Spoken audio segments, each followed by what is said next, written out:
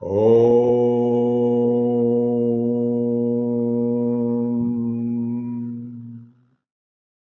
Guru Brahma, Guru Vishnu, Guru Devo Maheshwara, Guru Sakshat Parabrahma Tasme, Shri Guruve Namaha. Om.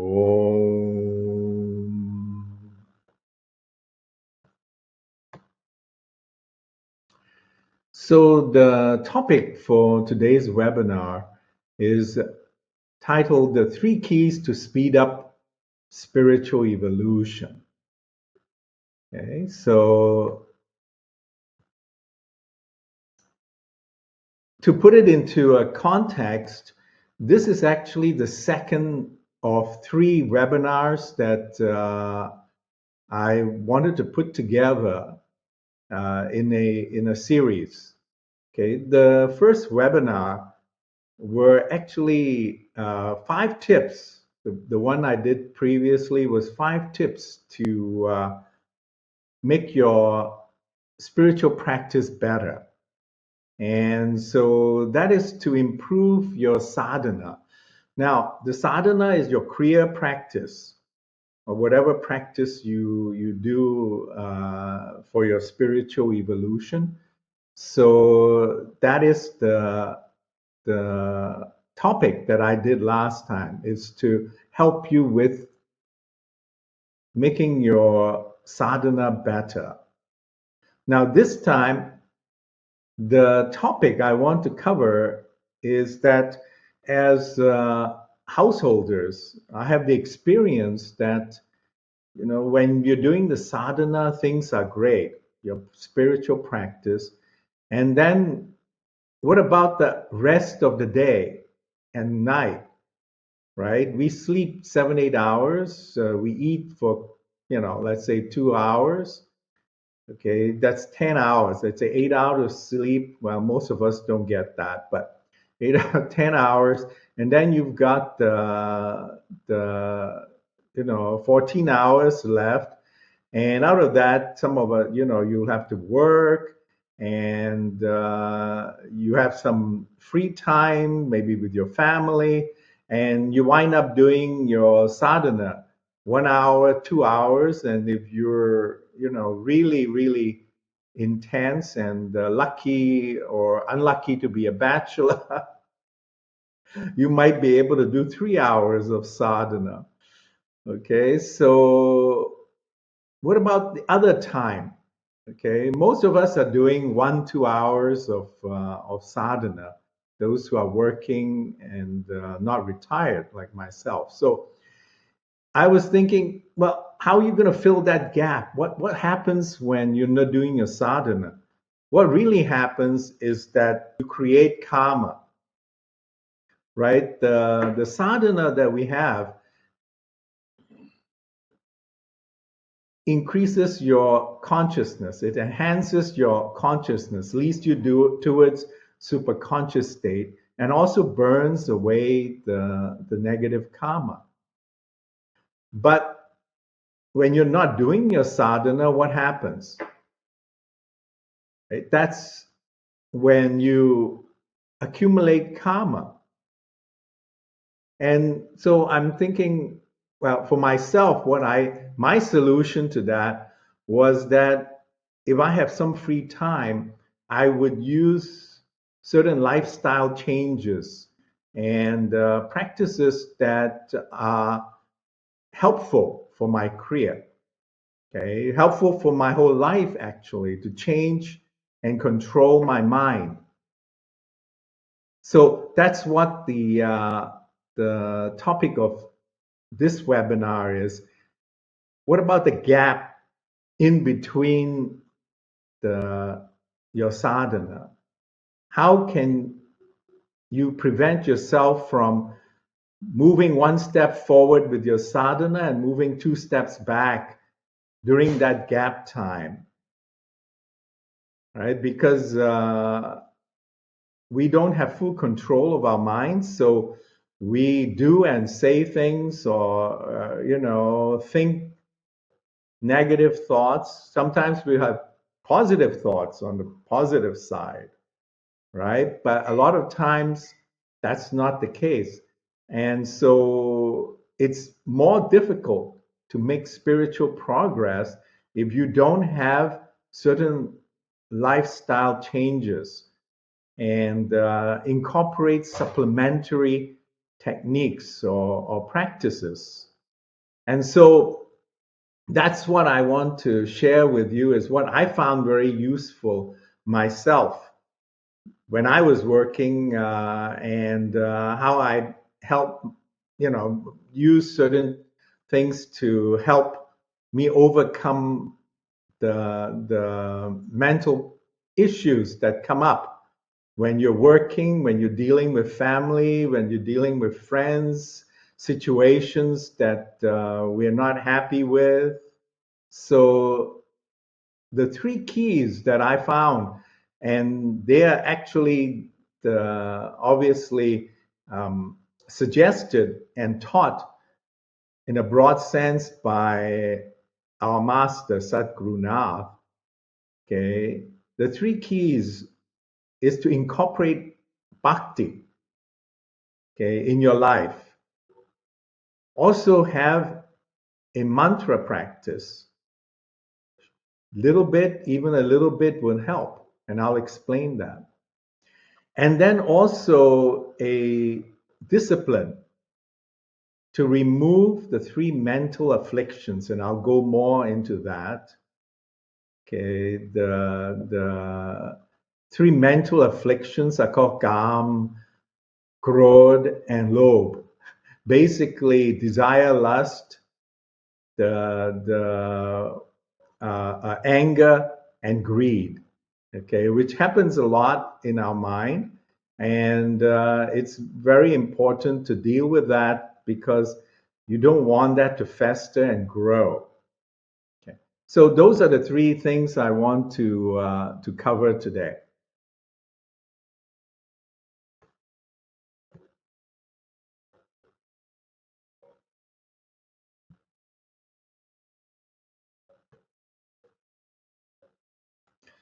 Now, from integrating bhakti in your daily life, I want to share with you that I found that really bhakti is not only about chanting and and singing to the divine, which is very good. We call that bhajans. Okay? And if it's led by somebody, it could be called a kirtan, okay, in a group. But when you do it on your own, most of the time it's a bhajan. Okay, you say Om Namah Shivaya, sing, or some of the chants that is taught at the retreats by our master Sadhguru Nath. Now, on a more high level is actually something called an arti. Now, the arti is actually a short 3-4 minute devotional act practice that we do to the divine aspect that we are closely connected to. So you can have different types of arti. The key thing about arti is the waving of lights and the enlightenment that comes from the arti. Okay, so the arti is different from a puja. Pujas, you're asking for something. There's a request, there's something that you want from the divine, from the universe. Whereas that's the same with yajnas. The arti is pure devotion. You're just telling the divine aspect you love them. Okay. Now, beyond the arti is the practice of nishkama, and I'll explain a little bit about that also. It's about the selfless action. That's what nishkam karma is. Okay, nishkam karma. And then the highest bhakti is what we call Ishva Pranidhan. And you will know that from the Yoga Sutras, because in the Yoga Sutras, the Patanjali basically stated that Kriya Yoga is Tapa, Svadhyaya, and Ishva Pranidhan, surrender to the divine. So how do we do that, and what does it really mean? And how do we do any of these things? It is important to remember that our master Sadhguru Nath has often, very often said that the two wings of the Hamsa is the liberated soul.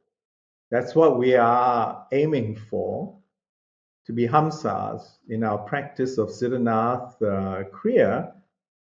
One wing is Shakti, that is the Kriya practice we actually do. The other wing is Bhakti. So he's always said Shakti and Bhakti.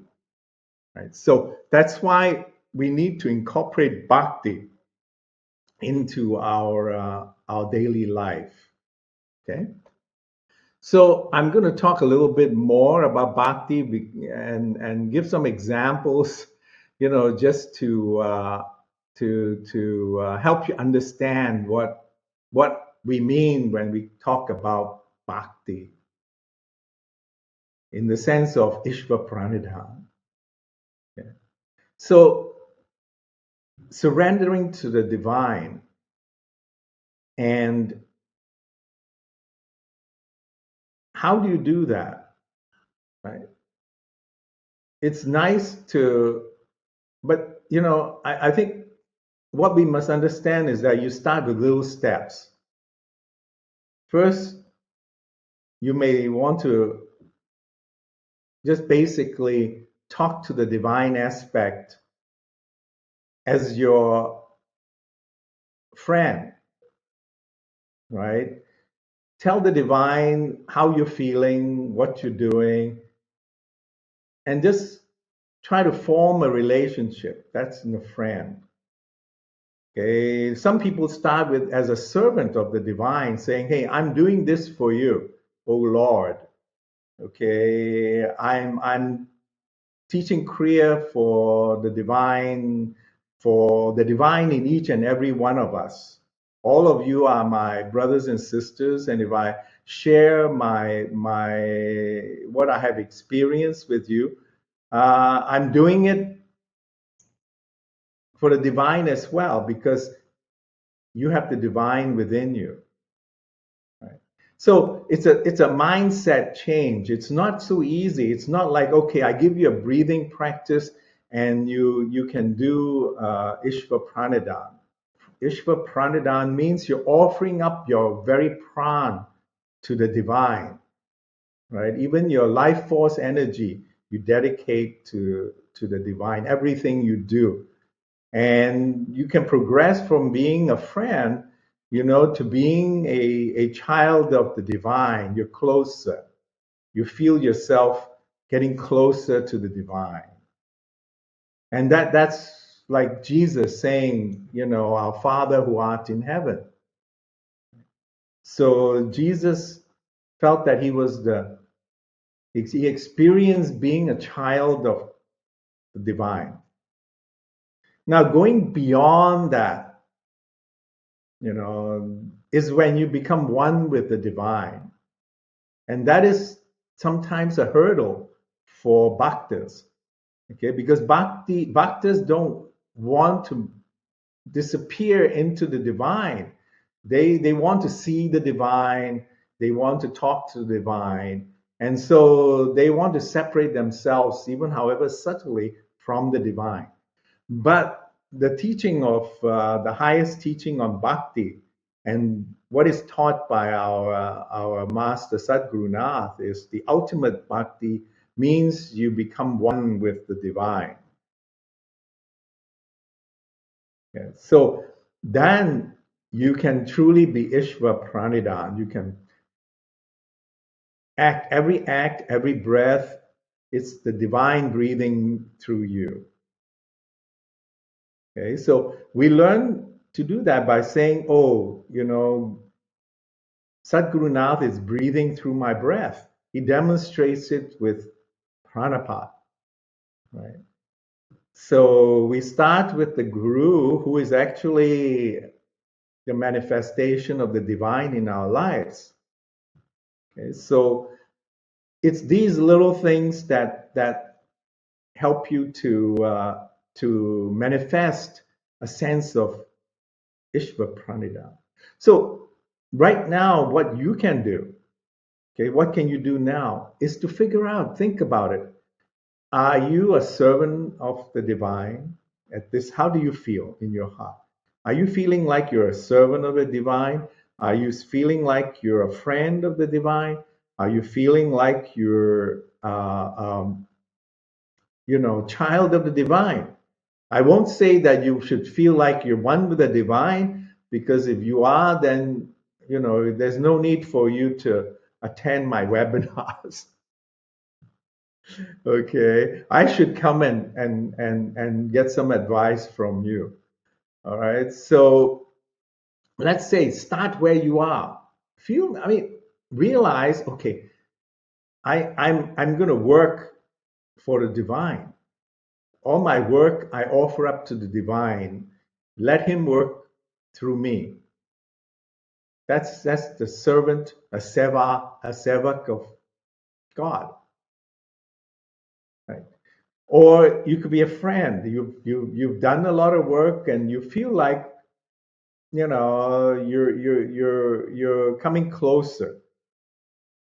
So you figure out where you are, and then you figure out what you need to do in your life. How are you going to talk to the divine within you? And then you can make progress from there. If you don't know where you are right now with your relationship to the divine, you cannot move forward. Okay, so start where you are. Figure it out yourself. Nobody can tell you, oh, you're a servant of God, or you're a friend of God, or whatever. Okay, and in your heart, you know what is the best relationship you want. Okay? So there are certain the stories that actually talk about the Ishva Pranidhan. Sometimes from a cosmic point of view, maybe it's difficult for us to relate, but it's something that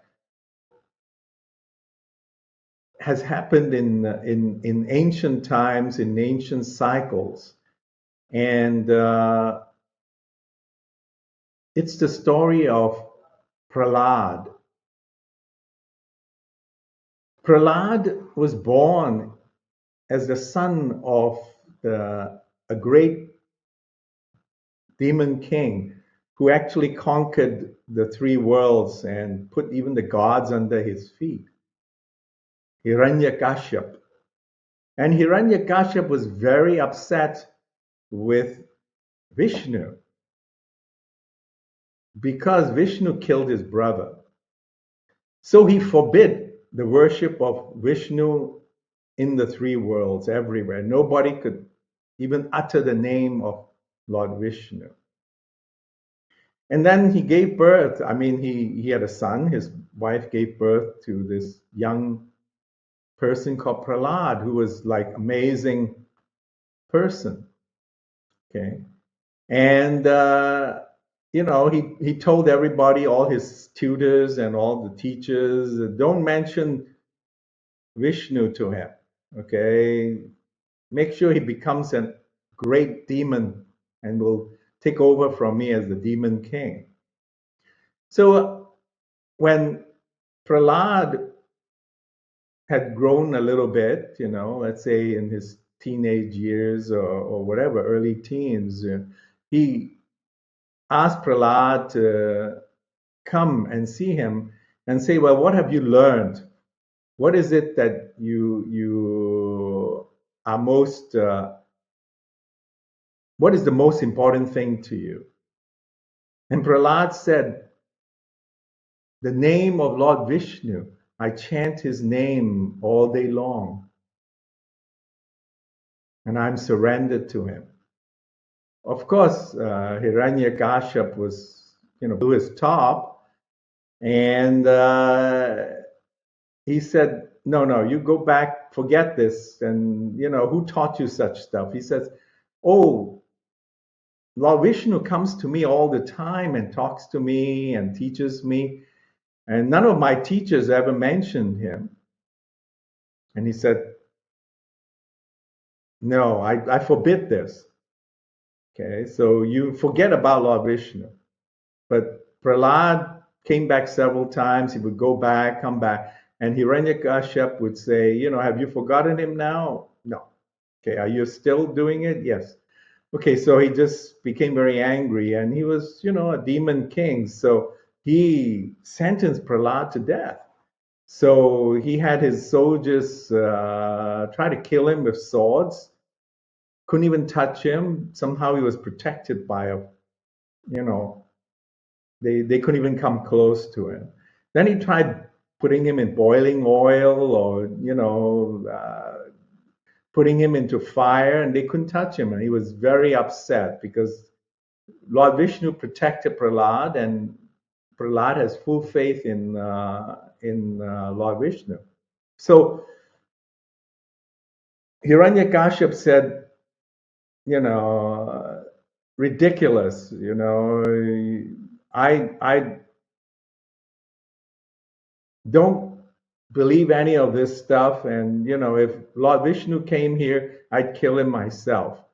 Okay, so he said, you say you can get Lord Vishnu to come. Okay,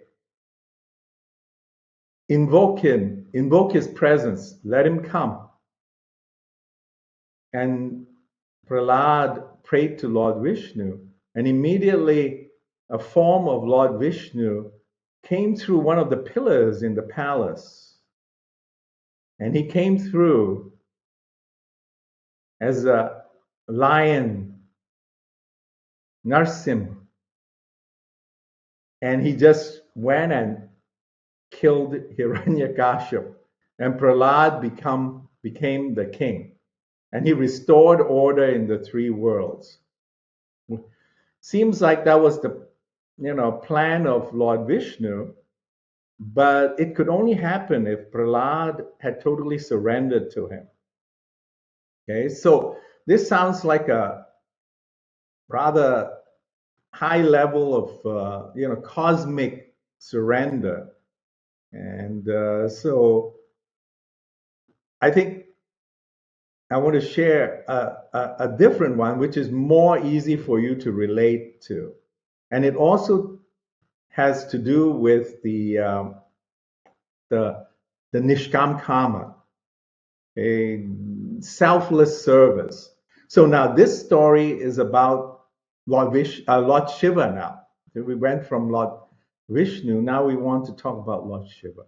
So one day Lord Shiva and Parvati, the Devi, Divine Mother Parvati, they came down from Kailash and was going around different ashrams, and they do that. Lord Shiva comes every now and then to see the progress of all the yogis.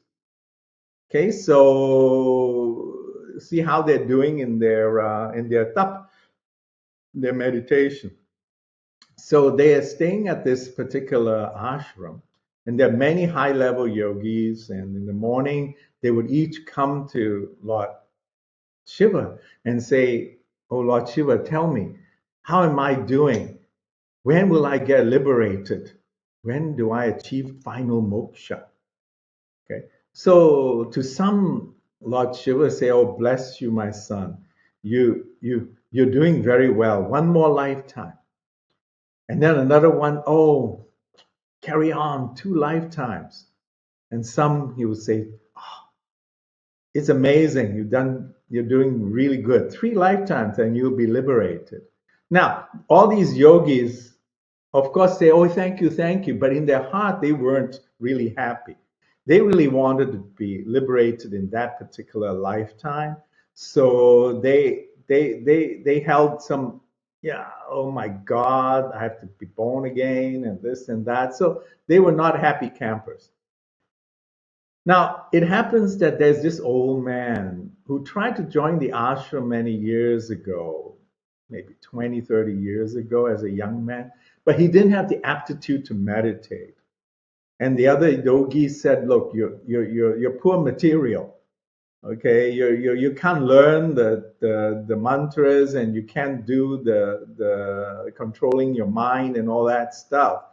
Okay, so look, you just sweep the ashram, help us out, cook the food, help us take care of the ashram, and you get some good karma. And maybe next lifetime you'll be able to have the mentality to practice meditation.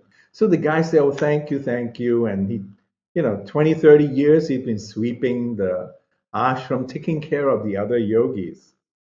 Okay. And now, so at the end, just before Lord Shiva and Parvati left, he saw this old man sweeping. And he said, how are you doing? And the old man said, oh, divine Lord, oh, I'm so happy to have your darshan. Oh, tell me, how am I doing? When will I get liberated? And Lord Shiva looked and he saw that because of his poor aptitude, it would take 1,000 lifetimes. So he didn't want to discourage this old man. So he says, oh, you're doing well. By and by, sooner or later, I guarantee you are going to get liberated.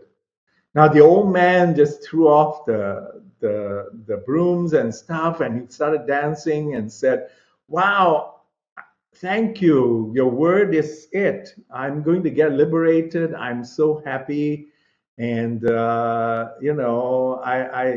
I'm just blissed out and thank you. And he disappeared and went into the highest state and became liberated. So Parvati was puzzled. She said, look, obviously this old man was not going to get liberated for 1,000 lifetimes. What happened? Did you do something? Did you sneak something and give him some extra juju so he could go into liberation? No, Lord Shiva smiled and said, no, honey, no, I didn't do anything. This old man had even given up the desire for liberation. And he had been working single heartedly in his work without any expectations. So that's why he suddenly became liberated, was because he had no desire for liberation and he was selfless in his work and he had 1,000% confidence in me. He was surrendered totally to me. So that particular old man had Ishva Pranadhan as well as Nishkam Kam. But I really love this particular one because it exemplifies the importance of selfless work and single heart, and giving up the desire for liberation even. Though, it is also taught until you are liberated, you may need to have a slight desire. You can get to the other shore if you destroy your boat on this side, you won't get to the other side. So a desire for God, desire for the divine is also necessary. This story doesn't mean that you start off giving up. It's during the path as you progress, as you keep going, you keep practicing and you even forget about why you're piercing the star or what it is all about. You just do it. Okay, so don't think that you have to give up the desire for liberation right at the beginning. At the beginning and even early stages, what is taught is that you actually put all your desires into one. And if you can just desire the divine and have no other desires, then you make rapid progress. And eventually you even give up that particular desire for liberation. So, Nishkam Karma, whatever work you're doing, whether it's an office, as a lawyer, as a doctor, as a caretaker, whatever it is you're doing, examine the work you're doing. And if it is not, if it's harming anything or harming people, you need to look at stopping that work. Otherwise, think that the Lord is working through you. And at the end of the day, at the beginning of the day, when you start your work, the fruits of your labor to the divine, whatever work it is, at the beginning of the day, offer up the fruits of your labor to the divine. Sometimes at the beginning, it's just almost like saying it, but eventually it will change your mindset and you really are doing that.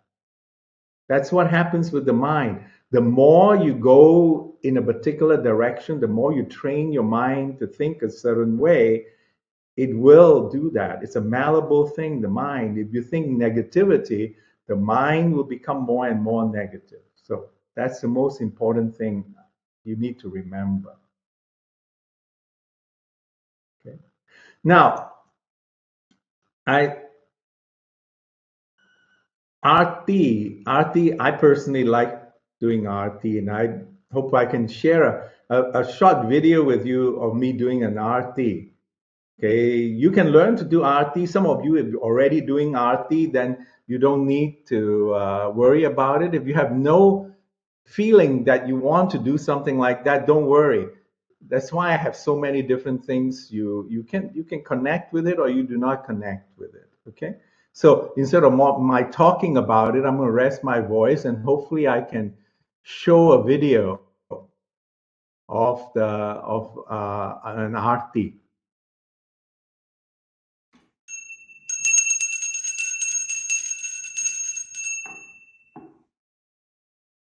Om Sri Gurubhyo Namaha. Om Sri Ganeshaya Namaha. Om Sri Saraswataye Namaha. Om Sri Kul Devatabhyo Namaha. Om Sri Ishtadevatabhyo Namaha. Om Sri Mata Pitribhyam Namaha. Om Somaya Namaha. Om Shivaya Namaha. Om Maheshwaraya Namaha. Om Sadashiva Namaha. Om Rudraya Namaha. Om Pashupataya Namaha. Om Mahadevaya Namaha. Om Parameshwaraya Namaha. Om Bhagavataya Namaha. Om Veerbhadraya Namaha. Om Jatadaraya Namaha. Om Kalakalaya Namaha. Om Namah Shivaya. Om.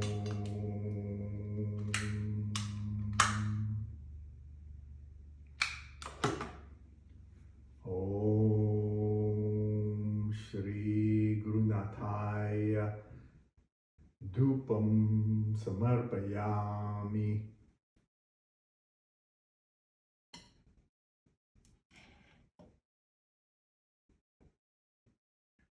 Om Shri Gurunathaya Deepam Samarpayami.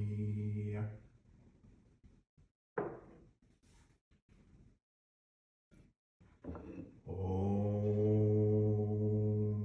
Shri Gurunathaya Nevdyam Samarpayami. Om.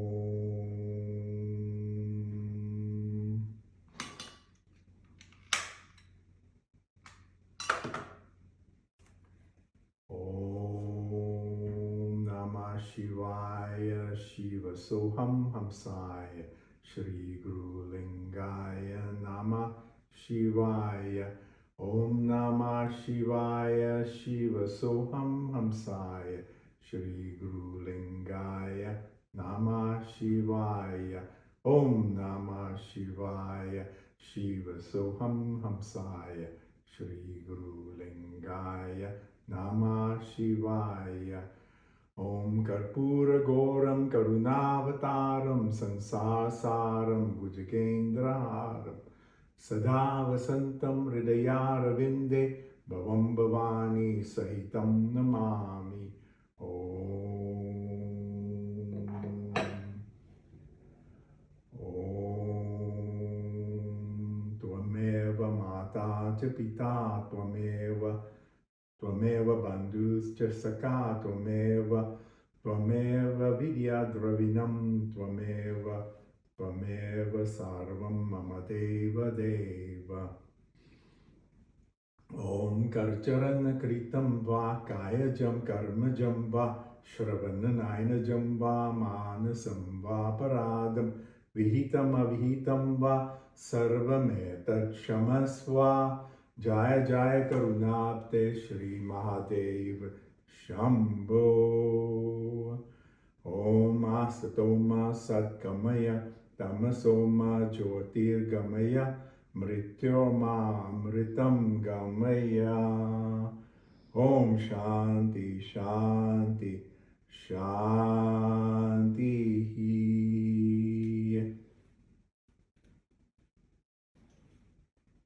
Om Anandamanandakara Prasanam Yana Swarupam Nijaboda Rupam Yogandamedyam Bhavarokya Vaidyam Shrimat Gurum Nityam Hambajami.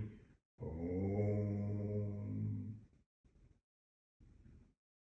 But basically, the arti is a few minutes of what you do is that you invoke the divine aspect that you're most connected to, and you offer up sometimes we will say that, recite the 12 names of Lord Shiva or the 24 names of Lord Vishnu, and then we will offer up the incense to the divine aspect, and then the light, and then a fruit or a food or a sweet. So there are three things we offer up. And then we will wave the lights. Those of you who've seen this, you'll know what the waving of lights are. And you can say like, Kapura Goram, Karunavataram, Sansarsaram, Bhujagendraharam, Sadavasantam Hridayaravinде, Bhavam Bhavani Sahitam Namami. Om. So it takes, the whole is a very good discipline. And, if you do arti, then that is part of the bhakti, usually done early in the morning or in the evening, like at 6 or 6:30 is when artis are done. Okay. And then bhajans, that is the last part of the bhakti that I wanted to talk to you about. Is